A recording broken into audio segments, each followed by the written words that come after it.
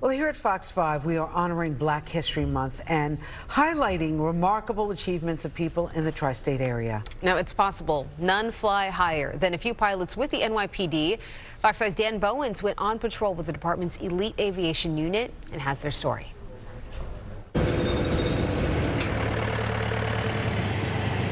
18 to base.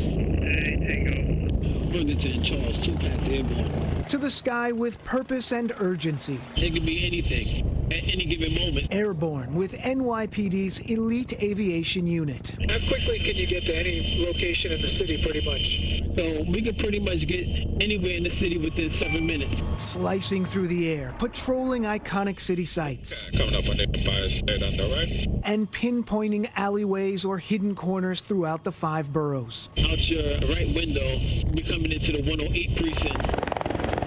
Over waterways and rivers, teaming up with dive teams as they perform rescues in some of the most desperate situations.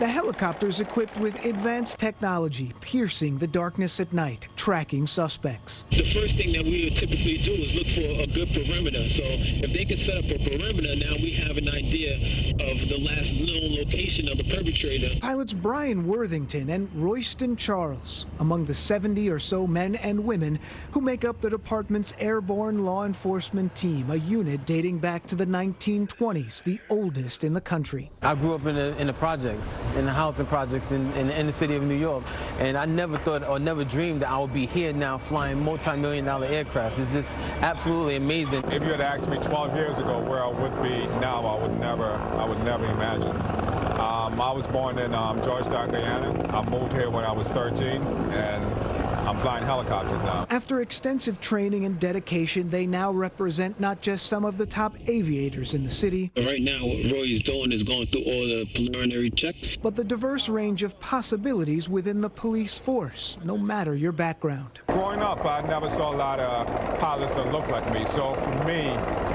it means a lot to give back and not forgetting where I came from. Right now, we're going to take you guys up over the city, well, over the whole city. Now it's time for our journey and a quick safety briefing. We can fly over a lot of water. So just in case we end up having an emergency landing, which we're not going to have, right? But you'll put this on just in case. We start over the Bronx, Yankee Stadium. What's the perspective like being up here in the chopper? So again, you know, you're kind of looking down and you know that there's things going on. Scanning between the skyscrapers and steel canyons of Midtown, heading south to Lower Manhattan and One World Trade Center. Just going to take you guys over the bridges real quick. Before patrolling the bridges in the East River, where it's not uncommon to spot a jumper. We're going to ask the guys on the ground. We're going to ask the cops on the ground, hey, can you go take a look at this? With so many foreign ships entering the ports and the threat of terrorism, they can also use radiological detection equipment and thermal imaging. Giving off a lot of heat. These cameras so precise, they can spot a license plate from hundreds of feet up. It looks like they're still active. Just as we're ready to head back, a call comes in, a robbery in Queens. The suspect possibly in a cemetery. Got to put it out here, right side. It's a short trip. The chase was called off, so we head back. I got nothing in the cemetery. I got nothing. At times it gets very intense because you really want to go out there and help.